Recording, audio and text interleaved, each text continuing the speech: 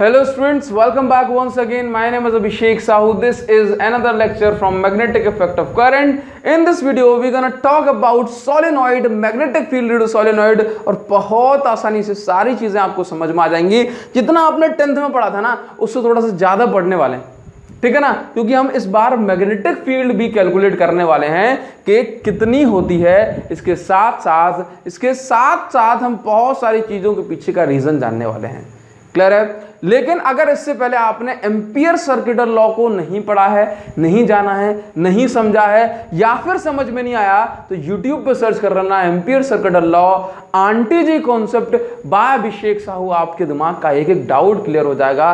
खुशबू आपको ampere circuital law की आ जाएगी। तो बस एक ही बात कहूंगा, ampere circuital law by Abhishek Sahu YouTube पर सर्च करेंगे, आंटी जी वाला कॉन्सेप्ट आपको मिलेगा। The same auntie ji which you are thinking, ठीक है ना, आंटी जी वाला कॉन्सेप्ट आपको मिलेगा। तो उस वीडियो को देखना, आपको मजा आ जाएगा। और चलिए भाई सोलेनॉइड की ओर आगे बढ़ते हैं। तो देखिए सिंपल सी बात, अगर मैं आपसे बोलूं सोलेनॉइड क्या होता है, ऑल्दो आपने क्लास 10 में पढ़ा है, लेकिन इससे थोड़ा सा ज्यादा पढ़ेंगे, ठीक है ना। मान लो अगर मैं आपसे बोलूं कि मेरे पास एक स्ट्रेट कंडक्टर है, क्या अगर मेरे पास ये स्ट्रेट करंट करेंगे कंडक्टर, तो ये कुछ मैग्नेटिक फील्ड बनाएगा, ठीक है। लेकिन अगर मैं इसी कंडक्टर का शेप चेंज कर दूं, फॉर एग्जांपल मैं इसको किस फॉर्म में ले आऊं, फॉर एग्जांपल मैं इसको जो है ना एक रिंग के फॉर्म में, एक सर्कुलर रिंग के फॉर्म में लेकर के आ गया, तो मैग्नेटिक फील्ड जो बनेगी उसका पैटर्न कुछ और होगा। इसी तरह से अगर मैं किसी कंडक्टर का रूप बदल दूं, उसका फॉर्म बदल दूं, उसका शेप बदल दूं, उसका स्ट्रक्चर बदल दूं, तो उसके द्वारा बनाए जाने वाली जो मैग्नेटिक फील्ड है वो भी बदल जाएगी। इसके साथ साथ उसका नाम भी बदल जाएगा। देखो, हम किसी भी चीज का अगर नाम बदल दें तो उसका काम भी बदल जाता है और उसका जो रूप भी बदल जाता है। फॉर एग्जांपल मेरी मिट्टी है भाई, उसी मिट्टी को अगर मैं किसी एक फॉर्म में बना दूं तो उसका मैं मटका मतलब घड़ा बना सकता हूं, ठीक है ना। इसी तरह से अगर मैं उसी मिट्टी को अगर मैं इस फॉर्म में ट्रांसफॉर्म करूं कि भाई वो एक ह्यूमन के फॉर्म में दिखने लगे, तो मैं उसको स्टैच्यू बोल दूंगा, है ना। किसी और फॉर्म में बनाऊंगा तो उसका कुछ और नाम होगा, उसका कुछ और यूज होगा। समझ गए ना। तो अगर हम चीजों का नाम बदल दें, उसका रूप बदल दें, तो उसका काम भी बदल जाता है, ठीक है। इसी तरह से अगर मेरे पास एक स्ट्रेट करंट कंडक्टर, अगर मैं उसको सर्कल फॉर्म में लेकर के आता हूं, तो मैं उसको रिंग कहता हूं। क्या कहता हूं? रिंग कहता हूं। और उसके द्वारा बनाई जाने वाली मैग्नेटिक फील्ड भी कुछ और होती है। इसी तरह से अगर मैं एक स्ट्रेट करंट कंडक्टर को एक बाउंड करता हूं, बांधता हूं, रैप करता हूं over insulating medium in the form of spring, in the form of helix, तो मैं इसको बोलता हूं कि भाई ये क्या बन गया। इस कंडक्टर को अब हम कंडक्टर नहीं बोलेंगे सिंपल, हम इसको बोलेंगे सोलेनॉइड। क्या बोलेंगे? सोलेनॉइड। तो सोलेनॉइड का मतलब क्या कि जब भी हमारा कोई भी कंडक्टर किसी एक इंसुलेटिंग मटेरियल के ऊपर रैप किया जाए in the form of spring, तो हम इसको बोलते हैं सोलेनॉइड। क्या बोलते हैं? सोलेनॉइड। अब बोला इंसुलेटिंग मीडियम सर बहुत कुछ हो सकता है ना, तो हाँ एयर भी कंसीडर कर लिया जाता है। तो अगर मैं सिंपल अगर मैं इसको इस तरह से बाउंड कर दूं, इस तरह से मैं बाउंड कर दिया मैंने हवा में इसको बाइंड कर दिया, ठीक है ना, तो क्या हो जाएगा कि क्या सर इसको सॉलिड बोल पाएंगे? हाँ, एयर भी तो इंसुलेटिंग मीडियम है, ठीक है, तो आप इसको सॉलिनॉइड बोल पाओगे। क्लियर है इतनी बात ना? तो देखो बड़ी सिंपल सी बात है। अगर मैं आपसे बोल दूं सॉलिनॉइड क्या है, तो क्या बोलोगे? A current carrying conductor wound over a insulating medium is called in the form of spring और in the form of helix। helix का मतलब जो टर्न्स लगे होते हैं फॉर्म में, हम उसको helix बोलते हैं, ठीक है ना। चलिए देखो, तो सिंपल सी बात, तो सोलेनॉइड में समझ में आ गया। लेकिन अगर मैं सोलेनॉइड को ड्रॉ करना चाहता हूं, तो मैं इसको ड्रॉ कैसे करूंगा? एक एक बात को समझने की कोशिश करना, ठीक है, क्योंकि आप छोटी छोटी चीजों में रह जाते हो। आपको सब कुछ समझ में आ गया, लेकिन आप डायग्राम ड्रॉ नहीं कर पाओगे, तो फिर कैसे मजा आएगा। तो बना दी सोलेनॉइड की, ठीक है। देखो एक एरो लगाया हमने इस तरह से, दैट मीन्स करंट इसके अंदर जा रहा है ऐसे, और एक एरो लगाया हमने इस तरह से, ठीक है, आई करंट वापस आ रहा है, ठीक है। देखो, तो यहाँ पर हमने दो तरह से लाइन बनाई, एक बनाई नॉर्मल और एक बनाई हमने डॉटेड लाइन। तो देखो नॉर्मल लाइन का मतलब ये होता है कि मान लो मेरे पास ये एक सोलेनॉइड है, ठीक है ना। फिर से बनाऊंगा मैं इसको, देखना, जैसे मान लो ये मेरे पास ये इस तरह की कंडीशन बन रही है, तो यहाँ पे आप देखोगे कि दो एंड आपको हर सोलेनॉइड में आपको दो एंड देखने को मिलेंगे। एक वो एंड जो आपके सामने से देखोगे तो आपके सामने से पास हो रहा है ऊपर की साइड, ठीक है, जबकि दूसरा पीछे से आ रहा है। कहाँ से? पीछे से। सामने से देखने पे पीछे से आपको अगर नजर आ रहा है, तो उस पीछे से नजर आने के लिए आप जो है ना डॉटेड दिखाओगे। समझ गए बात को? तो ये एरो लगाने का एक तरीका हुआ कि आप एरो किस तरह से लगाएंगे। जबकि दूसरी बात, कि अगर करंट हमारा इस तरह से पास हुआ, तो ये करंट गया ऊपर, ठीक है, पीछे से घूम के आएगा और फिर ये जाएगा फिर से ऊपर। फिर यहाँ से ये जाएगा ऊपर, फिर यहाँ से ये जाएगा ऊपर, फिर यहाँ से ये जाएगा ऊपर, फिर यहाँ से ये जाएगा ऊपर। बात समझ गए? एक बार फिर देखो, मान लो मैंने कहा आपसे कुछ इस तरह से, मान लो मैंने कहा आपसे कुछ इस तरह से कि ये मेरे पास एक कंडक्टर है। जब तक आप इसको इमेजिन नहीं करेंगे पूरी तरह से आपको क्लियरिटी नहीं होगी। ये मैंने कहा कि ये मेरे पास एक कंडक्टर है, यहाँ से करंट भेजता हूँ मैं ऊपर, कहाँ? यहाँ से करंट मैंने भेजा ऊपर, ये पीछे से घूम के आएगा और ये ऊपर, मतलब अगर इसमें एरो लगाया ऊपर मतलब करंट जा रहा है ऊपर, ये घूम के आया पीछे से, ये घूम के आया और ये ऊपर एरो दिखेगा आपको यहाँ पे, ठीक है। फिर ये करंट जाएगा और दूसरे वाले टर्न में पहुंचेगा तो यहाँ पे सामने से देखने में आपको ऊपर एरो दिखेगा। तो मतलब एरो को देख करके कंफ्यूज अपन को नहीं होना कि किस तरह से जो है ना हमें एरो लगाना है, आगे लगाना है, पीछे लगाना है, तो ये चीज़ आपको क्लियर होनी चाहिए, ठीक है। अब अगर मैं बात करूं कि मैग्नेटिक फील्ड किस तरह की बनती है एक सोलेनॉइड के कारण, तो सबसे पहले हमें ये चीज क्लियर होनी चाहिए कि एक सोलेनॉइड का मतलब क्या है, स्प्रिंग के फॉर्म में बंधा हुआ एक वायर, ठीक है, जिसमें करंट फ्लो हो रहा है। तो स्प्रिंग में जो एंगल होते हैं दो टर्न्स के बीच का, दैट मींस हीलिक्स, वो कुछ भी हो सकता है ना। फॉर एग्जांपल मैं ऐसे बोलूं कि भाई सोलेनॉइड, तो इसको भी हम सोलेनॉइड बोलेंगे, ठीक है, और इसको भी हम सोलेनॉइड बोलेंगे, ठीक है, समझ गए बात को। तो हमारे पास एक स्टैंडर्ड सोलेनॉइड कौन सा होता है, दैट मींस आइडियल सोलेनॉइड क्या होता है, आइडियल सोलेनॉइड। तो हमेशा आप याद रखेंगे कि आइडियल सोलेनॉइड हम उस सोलेनॉइड को कहते हैं जिसके टर्न्स के बीच में जो गैप होता है वो जीरो होता है। क्या बोलूं मैं कि आइडियल सोलेनॉइड क्या है, मतलब क्या बोलोगे, gap between turns, gap between turns is zero. हमेशा याद रखना कि दो एडजेसेंट टर्न्स के बीच में जो गैप होगा सोलेनॉइड के वो हमेशा जीरो होगा। कारण इसके क्या है ये चीज भी मैं आपको क्लियर कराता हूं। फॉर एग्जांपल फिर से हम वायर की ओर आएंगे। जैसे मान लो मैंने कहा आपसे कि ये मेरे पास एक सोलेनॉइड में बना रहा हूं, जैसे मान लो ये मैंने सोलेनॉइड बना लिया अपना, ठीक है। अब आप इसमें अगर देखेंगे तो आपको कुछ समझ में आएगा कि इस सोलेनॉइड में हर एक टर्न आपको अपने आप में एक सर्कुलर रिंग नजर आ रहा है ना, हर एक टर्न आपको अपने आप में एक सर्कुलर रिंग नजर आ रहा है। तो हमेशा याद रखना कि आइडियल सोलेनॉइड के द्वारा बनाई जाने वाली जो मैग्नेटिक फील्ड होती है वो यूनिफॉर्म होती है। क्या होती है, gap between two turns is zero. इसके साथ साथ यूनिफॉर्म मैग्नेटिक फील्ड बनाता है। क्या, यूनिफॉर्म मैग्नेटिक फील्ड। देखो क्यों बनाता है इस चीज को भी हम क्लियर करते हैं। आपको अगर इसमें देखने को मिलेगा कि हर एक टर्न कैसा है, एक सर्कुलर रिंग की तरह नजर आ रहा है। तो मान लो अगर मैंने कहा कि पहले टर्न की बात करता हूं, किसकी, पहले टर्न की, तो मैग्नेटिक फील्ड लाइन कैसे बनेगी। फॉर एग्जांपल करंट फ्लो रहा है ऊपर की साइड, तो मैग्नेटिक फील्ड लाइन बनेगी और जो है इस तरह से एक टर्न को ही क्रॉस करके आना पड़ेगा और गोल गोल घूम जाएगी। अगर मान लो उसमें दो टर्न आ गए तो क्या हो जाएगा, दो टर्न आ गए तो उसमें ऐसी कंडीशन बन जाएगी कि अब उस मैग्नेटिक फील्ड लाइन को, क्योंकि इनके बीच में गैप नहीं है, तो अब उस मैग्नेटिक फील्ड लाइन को दोनों को क्रॉस करना पड़ेगा। ये इस तरह से तीन टर्न आ जाएंगे या चार टर्न आ जाएंगे तो क्या हो जाएगा कि अब जो मैग्नेटिक फील्ड लाइन, पहले मैग्नेटिक फील्ड लाइन को केवल एक टर्न को क्रॉस करना पड़ रहा था, अब वो मैग्नेटिक फील्ड लाइन इन सबको क्रॉस करेगी। ये इस तरह से घूमेगी, बीच में सीधी होना पड़ेगा, कैसा, सीधा होना पड़ेगा, और इस तरह से सीधे होकर के ये से घूम जाएगी। मान लो इतना बड़ा बंडल है तो क्या होगा, मैग्नेटिक फील्ड लाइन यहाँ से तो पीछे से घूम के जाएगी ये इस तरह से, और यहाँ से उसको रास्ता नहीं मिलेगा तो सीधा ही होना पड़ेगा, क्योंकि बीच में तो निकल नहीं सकती, क्योंकि सारे के सारे बंडल बने हुए हैं। तो यहां से ये इस तरह से आई और बीच में सीधी हुई और इस तरह से घूम गई। बात समझ में आ गई आपको। तो मैग्नेटिक फील्ड कैसी बनती है इसकी, मतलब अगर एक सोलेनॉइड के कारण बनाई जाने वाली मैग्नेटिक फील्ड की बात करेंगे तो हमेशा वो कैसी बनेगी, इस तरह से। अब देखना क्या होता है कि यहां से अगर आप देख रहे हो कि करंट फ्लो हो रहा है उसमें इस तरह से, तो देखना कि यहां से देखो, अगर मैं एक टर्न की बात करता हूं, मान लो अगर मेरा एक टर्न इस तरह से का हुआ कि करंट जा रहा है ऊपर, तो मैग्नेटिक फील्ड लाइन कैसे बनेगी कि यहां से बाहर, मतलब यहां से बाहर निकलेगी, ठीक है। तो करंट फ्लो रहा है ऐसे, तो यहां से इस साइड से बाहर निकलेगी। तो मैंने दिखाया ये इस साइड से लाइन बाहर निकल रही है, ठीक है, यहां से बाहर निकल रही है, ठीक है। अब देखो यहां से बाहर निकल के अगर अंदर आना है तो ये इस तरह से आएगी, मतलब बाहर जो एरो लगेगा वो यहां पे इस तरह से ऐसे, और अंदर जो एरो लगेगा वो लगेगा इस तरह से, ठीक है। नीचे की साइड कैसे बनेगी, नीचे की साइड भी ऐसे बनेगी, ठीक है। ये देखो बात समझ में आ गई। दूसरी साइड देखो, मगर मतलब अगर मैं इसकी और बनाऊं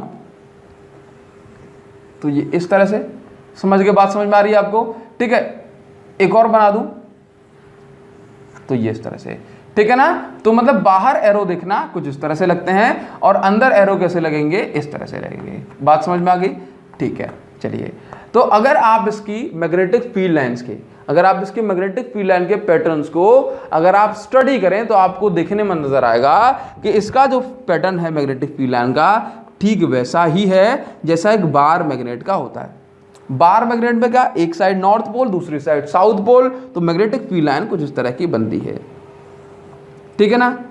अगर हम आउटसाइड द मैग्नेट की बात करते हैं तो आउटसाइड द मैग्नेट जो फील्ड लाइन है वो नॉर्थ से साउथ जाती हैं, नॉर्थ से साउथ जाती हैं, जबकि इनसाइड द मैग्नेट जो मैग्नेटिक फील्ड लाइन है वो साउथ से नॉर्थ जाती हैं।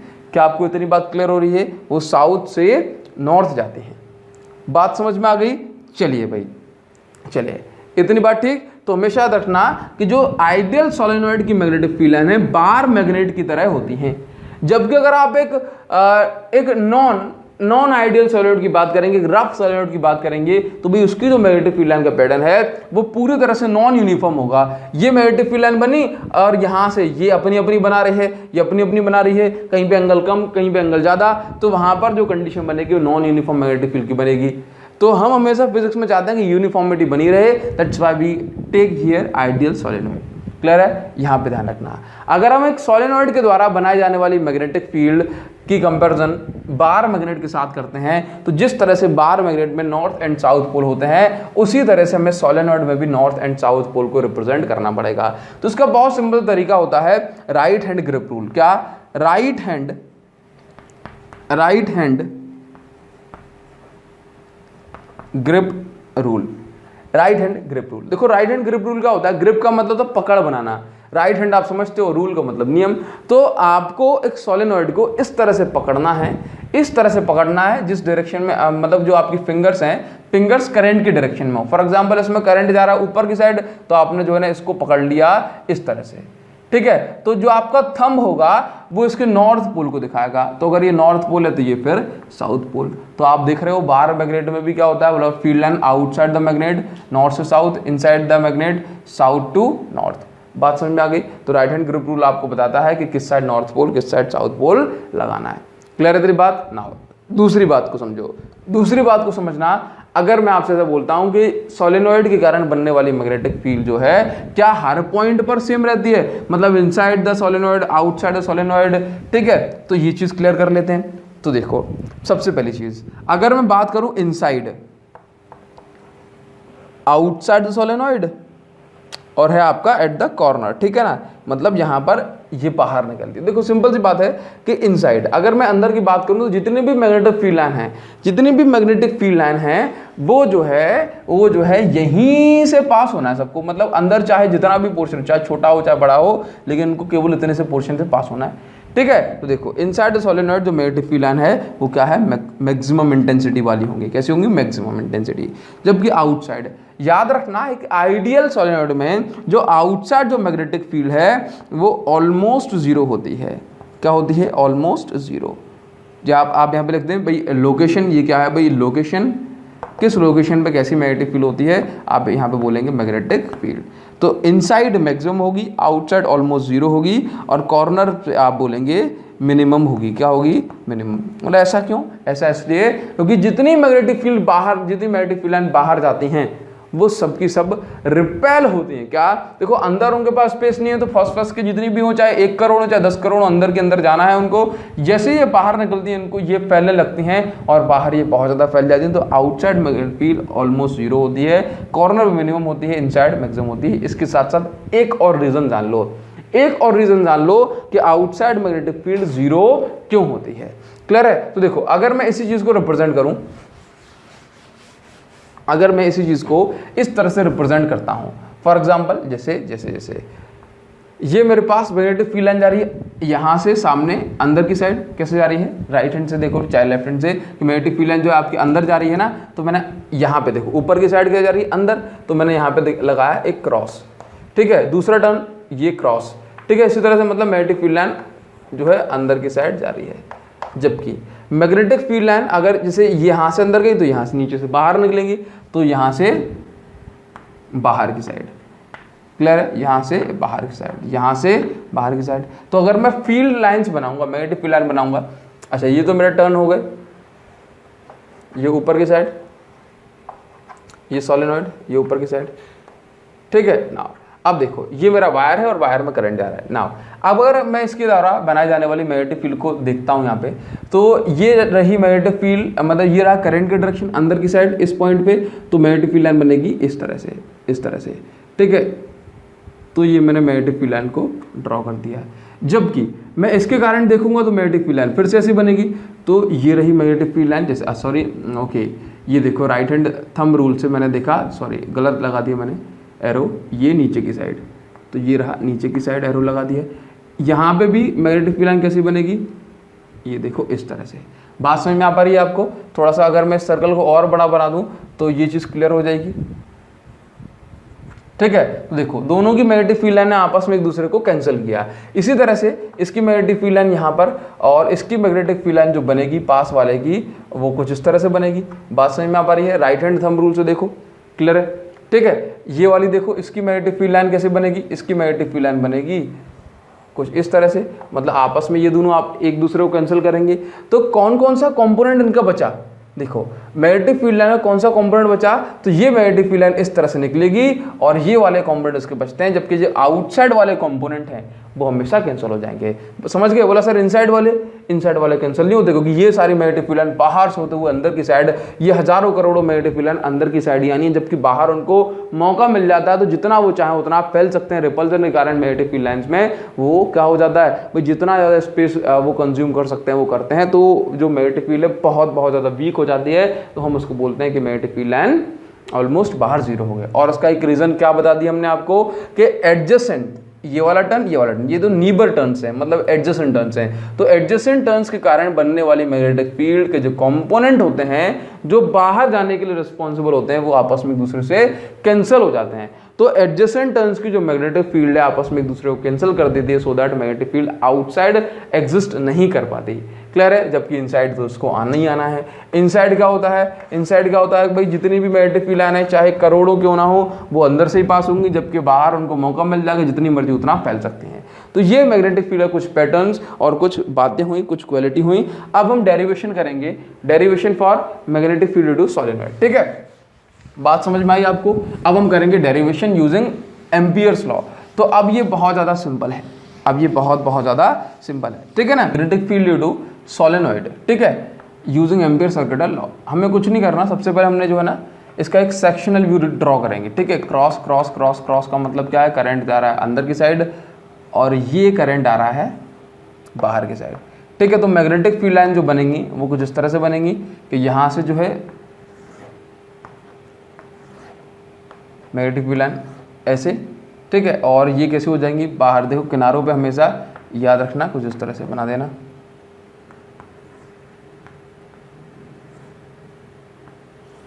ठीक है। ये हो गए।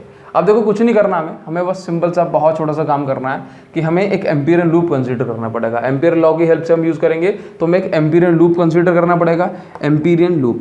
अब एम्पियरियन लूप कैसा होना चाहिए, एम्पियरियन लूप के लिए कुछ नेसेसरी कंडीशन होती हैं कि जो भी हम लूप कंसीडर करें उसके अंदर कुछ ना कुछ करंट एनक्लोज होना चाहिए। बिकॉज हमने पढ़ा हुआ है B vector dot D L vector is equal to mu naught into I. I क्या है, करंट एनक्लोज। करंट एनक्लोज की वैल्यू अगर जीरो हो जाएगी तो मैग्नेटिक फील्ड की वैल्यू भी जीरो हो जाएगी। सिंपल सी बात है ना, अगर ये वैल्यू जीरो होगी तो फिर ये वैल्यू जीरो हो जाएगी। देखिए अगर मैं आपसे ऐसा बोलूं कि यहाँ पर जो आई ई है ये जीरो कैसे हो सकता है, तो मान लो ये हमारे पास एम्पियरियन लूप हो गया। अब यहाँ पे करंट जो है ये जा रहा है ऊपर की साइड, अब इसी एम्पियरियन लूप के अंदर ये करंट आ रहा है नीचे की साइड, आई करंट जा रहा है ऊपर, आई करंट जा रहा है नीचे। तो क्या हो जाएगा कि एक करंट को हमने पॉजिटिव दूसरे को नेगेटिव मान लिया, तो करंट एनक्लोज की वैल्यू कितनी होगी, जीरो। तो हम एम्पियरियन लूप इस तरह से कंसीडर करेंगे कि उसके अंदर जो करंट है वो जीरो ना हो। तो अगर मैं एम्पियरियन लूप इस ओवरऑल के लिए कंसीडर करूंगा तो जीरो हो जाए, क्यों, करंट अंदर जा रहा है, करंट बाहर जा रहा है। तो हमने जो एम्पियरियन लूप माना वो कुछ इस तरह से मान लिया, ये यहाँ पे ये मतलब आधा एनक्लोज कर लिया। कैसा है इसको, आधा। अब देखना ध्यान से देखो, ये मेरे पास एक एम्पियरियन लूप हो गया जो कि किस फॉर्म में है, आप एक स्क्वायर के फॉर्म में मान सकते हैं, रेक्टेंगल के फॉर्म में मान सकते हैं, इससे कोई फर्क नहीं पड़ेगा। अगर मैं सर्कल के फॉर्म में मानता तो मैंने क्यों नहीं माना, तो एम्पियरियन लूप हम इस तरह से कंसीडर करते हैं कि उसके अंदर एक तो करंट एनक्लोज की वैल्यू जीरो ना हो, दूसरी बात अगर मैं ऐसा बोलूं, दूसरी प्रॉपर्टी क्या है, दूसरी प्रॉपर्टी ये है कि उस पे हर पॉइंट पे DL vector and B vector के बीच में जो एंगल है, जो थीटा बनेगा, वो हमेशा कांस्टेंट होना चाहिए, ठीक है ना। अब देखो इसमें 4 साइड हैं, 4 साइड, ठीक है, 1 ये 2 3 4, ठीक है। मैं इसको नाम दे दूं ए बी सी और ये डी, मतलब A B B C C D और ये डी ए। क्लियर है। तो देखो कुछ नहीं करना कि चारों साइड के साथ तो एंगल हमेशा सेम नहीं हो सकता, ठीक है ना। तो कैसा हो जाएगा भाई, ये आपका जो है ना कैसा हो जाएगा भाई, चारों साइड के साथ सेम नहीं हो सकता ना, लेकिन इसके साथ, इस पूरी ए बी साइड के साथ जो एंगल होगा मैग्नेटिक फील्ड का सेम होगा, इस पूरे बी सी के साथ सेम होगा, इस पूरे ए डी के साथ सेम होगा और इस पूरे सी डी के साथ सेम होगा। क्लियर है। तो देखो हम अगर बात करें एम्पीरियन लूप क्या कहता है, एम्पीरियन लूप हमसे कहता है close integration of magnetic field B vector dot D L vector is equal to mu naught into current enclose, ठीक है ना। तो हमने देखो क्या किया, हमें कुछ नहीं करना, हमें कुछ नहीं करना। अगर मैं यहाँ पे लिख दूँ ए बी सी डी, क्या लिख दूँ, ए बी सी डी, ये ओवरऑल है। क्लियर है। तो देखो, या फिर मैं ऐसे बोल दूँ क्लोज का साइन लगा दिया तो ये पूरा लूप हमारा कंसीडर किया जाएगा, ठीक है। तो अब देखो मैं इसको कैसे लिख सकता हूँ, integration of a B vector dot D L vector. देखो अगर मैं सिंपल एक साइड को कंसीडर कर रहा हूँ तो यहाँ पे क्लोज इंटीग्रेशन का साइन नहीं लगाऊंगा, ठीक है। जबकि यहाँ पे B vector dot D L vector आपका जो है C D, sorry B C consider कर लो इसको, बी सी,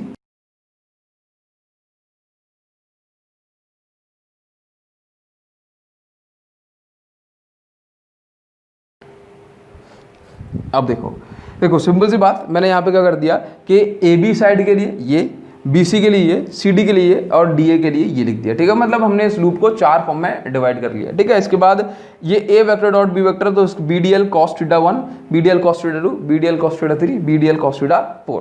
क्लियर है। नाउ देखना अगर मैं बात करूँ ए बी, तो ए बी के लिए जो थीटा मतलब थीटा 1 की जो वैल्यू होगी वो कितनी होगी, देखो ए बी ब्रांच कुछ इस तरह से, ठीक है। तो हमने मान लिया कि जो ये हुई इसकी एल, तो हमने कहा कि या फिर मैं बोलूँ ये अगर डीएल है तो डीएल पर जो डीएल वेक्टर होगा वो कहाँ होगा, बोला इस डायरेक्शन में, ठीक है। हमेशा डीएल पर जो डीएल वेक्टर होता है इसकी टेंजेंशियल डायरेक्शन में होता है, ठीक है। जबकि मैग्नेटिक फील्ड की डायरेक्शन भी क्या, बोला मैग्नेटिक फील्ड की डायरेक्शन भी यही है।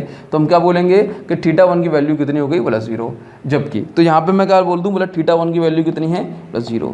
थीटा 2 की वैल्यू देखो, थीटा 2 किससे है, बोला बी से, बी सी। तो बी सी में डीएल वेक्टर कहाँ है, बोला ऊपर की साइड, ठीक है। जबकि मैग्नेटिक फील्ड है इस साइड, तो यहाँ पे एंगल कितना हो जाएगा, थीटा 2 की वैल्यू हो गई 90, तो cos 90 0 होता है। जबकि सी डी देखो आउटसाइड द सोलेनॉइड है, तो यहाँ पर तो मैग्नेटिक फील्ड आपकी ऑलमोस्ट 0 हो ही गई। इसके बाद B D L cos theta 4, B D L cos theta 4 में हमें क्या रखना है कि आपका जो है डी ए, अब डी ए का जो डी एल वेक्टर है वो नीचे की साइड है, डी से ए की ओर, ठीक है। इसके बाद जो है करंट फ्लो हो रहा है आपका इस डायरेक्शन में, तो थीटा 4 की वैल्यू भी कितनी है, 90 डिग्री। तो आप यहाँ पर ऐसा बोल सकते हैं, आप यहाँ पे ऐसा बोल सकते हैं कि यहाँ पर देखो थीटा 1 की वैल्यू 0 डिग्री है, बाकी सारे 0 हो रहे हैं, बाकी सारे देखो इसके आउटसाइड मैग्नेटिक फील्ड 0, cos 90 की वैल्यू 0, cos 90 की वैल्यू 0। तो मैं यहाँ पे ऐसा बोल सकता हूँ कि क्लोज इंटीग्रेशन ऑफ, आप यहाँ पे देखेंगे कि इसकी जगह, इस ओवरऑल की जगह केवल क्या बच रहा है, इस बी डी एल का, B D L cos 0 is equal to आपका कितना हो गया, इज इक्वल टू आपका हो गया ये थीटा 1, कितना हो गया, theta sorry mu naught into I, ठीक है। तो आपका बचा ये B D L is equal to mu naught I E, ठीक है। बी डी एल का कितना हो जाएगा, डी एल का हो जाएगा एल, डी एल मिला करके एल हो गया, तो mu naught into I E. Clear है। जरा सोचने की कोशिश करो। अब देखो अब यहाँ पे एक चीज़ कंसीडर करते हैं, ये आपकी इक्वेशन बन गई, आप इसको बना दो इक्वेशन नंबर फर्स्ट। अब देखो दूसरी चीज़ यहाँ पे क्या है, दूसरी चीज़ यहाँ पे ये है कि अगर आपके सॉलिनॉइड में if N number of turns है, कितने, if there are N number of turns, ठीक है। हमने जो कैलकुलेशन की वो अभी एक के लिए की, कितने के लिए, एक टर्न के लिए। तो अगर मैं कहूँ कि इसमें एन नंबर ऑफ टर्न है तो यहाँ पे क्या हो जाएगा, mu naught into capital N, यहाँ पे लो capital N into I E, ठीक है। अब टोटल नंबर ऑफ टर्न्स का मतलब क्या, B L into mu naught into N into L, N है इसकी वॉल्यूम डेंसिटी, ठीक है ना, और एल का मतलब एन है इसकी नंबर डेंसिटी और एल है इसका टोटल लेंथ, ठीक है ना। चलिए देखो, और ये हो गया आपका आई ई, ठीक। यहाँ से लेके यहाँ तक ये कैंसिल हो गया, समझ गए। तो देखो b इज इक्वल टू क्या आ गया आपके पास, b इज इक्वल टू आ गया म्यू नॉट इंटू एन आई, ठीक है, समझ गए। ये हो गया हमारे पास मैग्नेटिक फील्ड का फॉर्मूला। क्लियर है बात आपको इतनी। तो b इज इक्वल टू कितना हो गया, b इज इक्वल टू हो गया म्यू नॉट एन आई। ये फॉर्मूला हमें हमेशा यूज करना है। ठीक है। अगर मैं ऐसा बोलूं कि इसमें जो है कितने नंबर ऑफ टर्न्स हैं, तो अगर मैं 1000 टर्न्स के लिए बात कर रहा हूं तो जो एम्पियर लूप भी कंसीडर करूंगा वो 1000 टर्न्स को कवर करता हुआ करूंगा। इस बात को हमेशा याद रखना है आपको, तभी तो जो है ना इस एम्पियर लूप की लेंथ और जो है ना अपने सोलेनॉइड की लेंथ बराबर होगी। इस बात को हमेशा याद रखना है आपको, ठीक है ना। तो ये था हमारा सोलेनॉइड और उसके कारण बनने वाली मैग्नेटिक फील्ड। अब इन सभी चीज़ों को हम 5-5 मिनट में अभिषेक साहू प्रो चैनल पे डालने की पूरी कोशिश करूंगा। कोशिश नहीं, बिल्कुल करूंगा, थोड़ा सा टाइम लगेगा लेकिन डालूंगा जरूर, ठीक है ना। तो बस इतनी सी बात कहना चाहूंगा। वीडियो पसंद आई हो तो उसको लाइक मत करना, सब्सक्राइब मत करना, कमेंट मत करना, हाँ कमेंट करना है, ठीक है ना। कमेंट करके बताना कि आपको ये इस वीडियो में जो कुछ पढ़ा गया समझ में आया नहीं आया। तो thanks a lot, thank you so much guys. मिलते हैं आपसे नेक्स्ट वीडियो में, तब तक के लिए थैंक यू सो मच।